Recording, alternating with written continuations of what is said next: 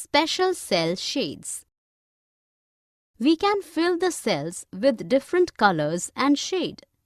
It makes the cell more presentable. Steps to apply cell shades in cells. Select the cells.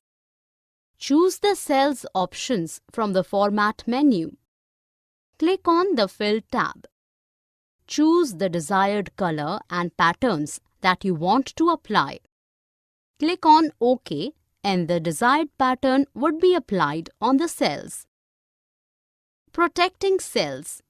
Excel also provides us the feature of protecting the cells to avoid unauthorized access to the data. It helps us to protect the document from editing or viewing by the others.